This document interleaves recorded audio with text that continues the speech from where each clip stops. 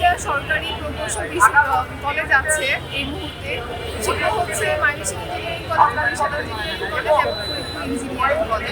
আমাদের এই তিনটা কলেজ এখন পর্যন্ত ঢাকা বিশ্ববিদ্যালয়ের আন্ডারে, এবং আমাদের সকল একাডেমিক বা বাজেট নির্ধারণ হয় হচ্ছে কারিগরি শিক্ষা অধিদপ্তরের মাধ্যমে। তো আমাদের তাহলে আমাদের কি বোঝা যাচ্ছে যে আমাদের এই তিনটা প্রকৌশল কলেজ আমাদের দুইটা অভিভাবকের ওপর নির্ভর হয়ে থাকতে হচ্ছে। আমাদের একাডেমিক কার্যক্রম নির্ধারণ করছে হচ্ছে ঢাকা বিশ্ববিদ্যালয়, এবং আমাদের যে বাজেট নির্ধারণ করছে সেটা হচ্ছে গিয়ে কারিগরি শিক্ষা অধিদপ্তর। তো আমরা যখন আমাদের বিভিন্ন চাহিদার কথা বা আমাদের দাবি দাওয়ার কথা উল্লেখ করতে চাই, তখন আমাদের তাদের দ্বার প্রান্ত হতে হয়, এবং তারা একজন অপরজনের ওপর হচ্ছে দায়বদ্ধতা চাপিয়ে দিতে থাকে। ঢাকা ইউনিভার্সিটির কাছে গেলে তারা বলে যে শিক্ষা অধিদপ্তরের কাছে যাও, শিক্ষা অধিদপ্তরের কাছে গেলে বলে ঢাকা ইউনিভার্সিটির কাছে।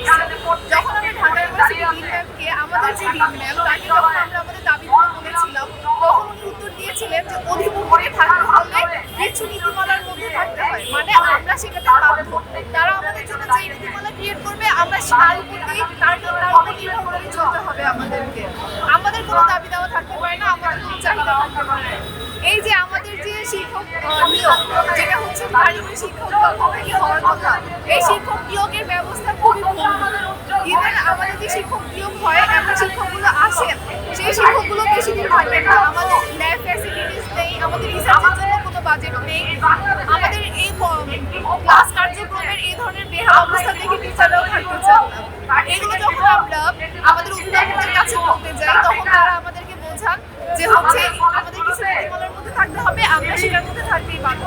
তাই আমরা আর এই নীতিমালার মধ্যে থাকতে চাই না, আমরা আমাদের স্বতন্ত্রতা চাই। আমরা চাই যে বিআইটি হোক, যখন যেভাবে হচ্ছে একটা ইঞ্জিনিয়ারিং প্রকৌশল কলেজ থেকে বিআইটি গঠনের মাধ্যমে প্রকৌশল ভার্সিটি হয়েছে, সেভাবে যেন আমরা স্বতন্ত্রতা লাভ করি এবং আমাদের দাবি দেওয়া আমরা আমাদের নিজেদের থেকে সেগুলো